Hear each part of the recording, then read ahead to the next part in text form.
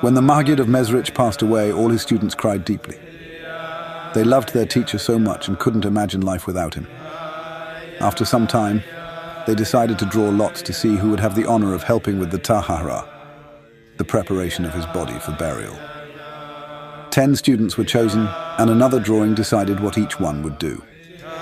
One student was chosen to wash the Maggid's body, another to wrap him in the burial shrouds, and so on. The greatest honor went to the Alter Rebbe, who was the youngest of all the students.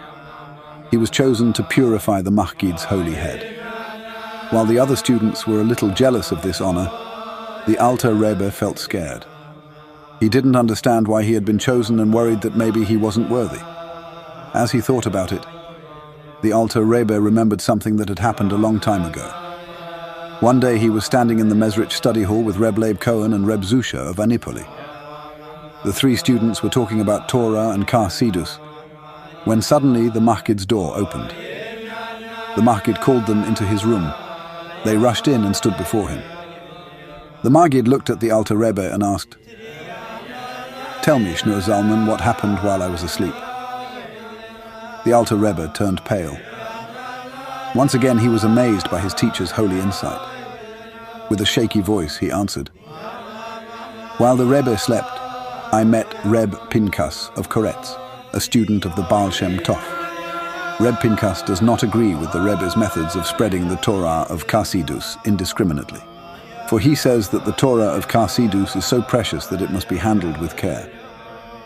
That day, Reb Pinchas found 2 pages of the Rebbe's teachings blowing around his yard.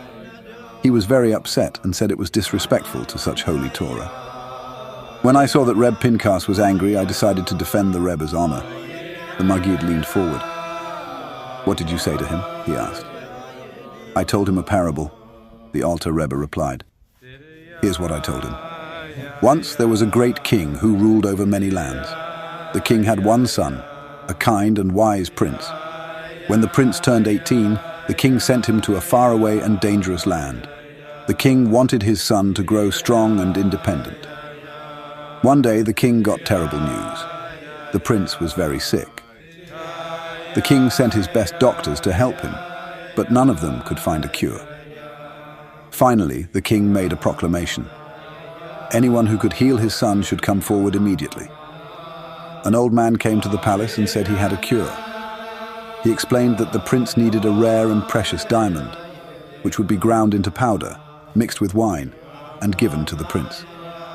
After much searching, the stone was found. Where? In the very center of the king's crown. The jewelers hesitated. They didn't want to destroy the crown. But the king told them, "What good is my crown if my son dies? Even if only one drop of the cure reaches him, it's worth it to save his life." The Alter Rebbe stopped and smiled as he told the Maggid. When I had told the parable to Reb Pinchas, he laughed and said, "You're right.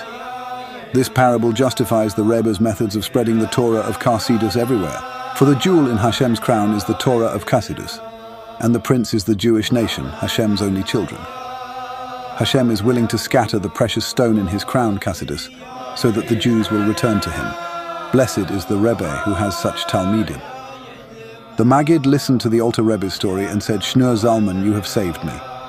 While I slept, I saw that there is an accusatory voice against me and against the Torah of the Baal Shem Tov.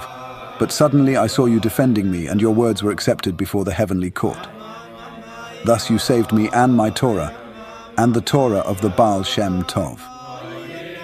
Now, as the Alter Rebbe remembered this story, he understood why he had been given the honor of purifying the Maggid's head. It was a reward for defending his Rebbe and the Torah of Chassidus.